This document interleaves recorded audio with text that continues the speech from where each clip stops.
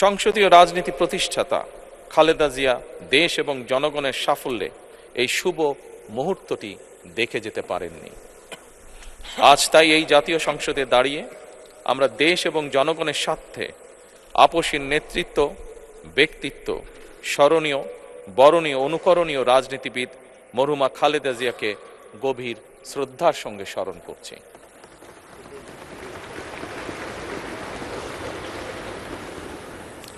সম্মানিত সংসদ সদস্যবৃন্দ, দেশে বহুদলীয় গণতন্ত্রের প্রবক্তা এবং প্রবর্তক, স্বাধীনতার ঘোষক শহীদ প্রেসিডেন্ট জিয়াউর রহমানের একটি উক্তির কথা আপনাদের সামনে আমি স্মরণ করতে চাই। তিনি বলেছিলেন, জনগণই যদি রাজনৈতিক দল হয় তাহলে আমি সেই দলেরই আছি। অর্থাৎ ব্যক্তি কিংবা দলের স্বার্থ নয়, জনগণের স্বার্থই সবচাইতে বড়। এটাই বিএনপির রাজনীতি।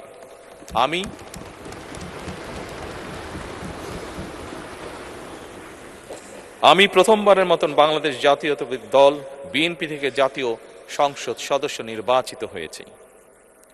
জাতীয় সংসদের সংসদীয় দলের নেতা নির্বাচিত হয়েছি। জাতীয় সংসদে দলের প্রতিনিধিত্ব করলেও প্রধানমন্ত্রী হিসাবে আমি এই জাতীয় সংসদে দেশের প্রতিনিধিত্ব করছি। দল, মত, ধর্ম, বর্ণ নির্বিশেষে দেশের জনগণের প্রতিনিধিত্ব করছি। আমার রাজনীতি দেশ এবং জনগণের স্বার্থ রক্ষা করার রাজনীতি। বিএনপির রাজনীতি জনগণের জীবন মান উন্নয়ন এবং স্বনির্ভর বাংলাদেশ গড়ার রাজনীতি। প্রতিটি পরিবারকে স্বনির্ভর করাই আমাদের রাজনীতির লক্ষ্য। প্রতিটি পরিবারকে স্বনির্ভর করার মাধ্যমেই বিএনপি একটি স্বনির্ভর, সমৃদ্ধ, নিরাপদ, গণতান্ত্রিক বাংলাদেশ প্রতিষ্ঠা করতে চায়। এই লক্ষ্য অর্জনে আমি জনগণের সমর্থন এবং সহযোগিতা চাইছি। এই মহান জাতীয় সংসদে সকল দলের নির্বাচিত প্রতিজন সংসদ সদস্যের সমর্থন এবং সহযোগিতা আশা করছি।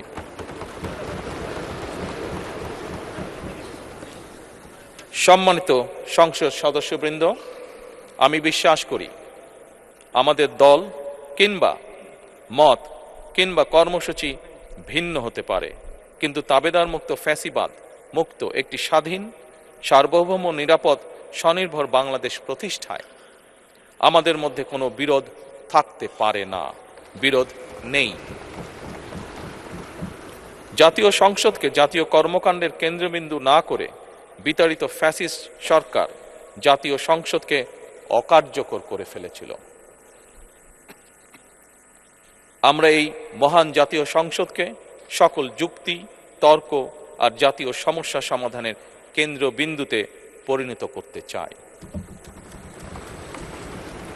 সম্মানিত সদস্যবৃন্দ, নতুন সংসদ যাত্রা শুরু করার সময় সংসদের সাবেক স্পিকার কিংবা ডেপুটি স্পিকার উপস্থিত থাকার কথা ছিল, কিন্তু পতিত, পরাজিত, বিতাড়িত ফ্যাসিস্ট সরকারের জনবিরোধী এবং গণবিরোধী কর্মকাণ্ডের ফলে যে জনরোষ তৈরি হয়েছিল তাতে এই মহান সংসদের সাবেক স্পিকার বা ডেপুটি স্পিকারকে খুঁজে পাওয়া যায়নি। তাদের কেউ কারাগারে, কেউ নিখোঁজ কিংবা কেউ পলাতক। দীর্ঘ ১.৫ দশকের ফ্যাসিবাদী এবং তাবেদারি শাসন শোষণের পর জনগণের ভোটে নির্বাচিত প্রতিনিধিদের নিয়ে আজ আমাদের এক বিশেষ পরিস্থিতিতে জাতীয় সংসদের কার্যক্রম শুরু হতে যাচ্ছে।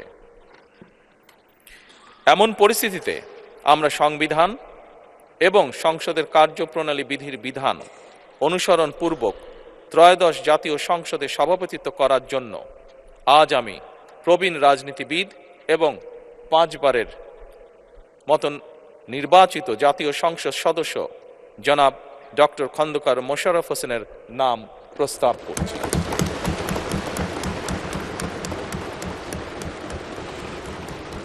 সম্মানিত সংসদ সদস্যবৃন্দ, আমাদের সংসদীয় রীতিনীতির ইতিহাসে এই ধরনের পরিপ্রেক্ষিত নজিরবিহীন নয়।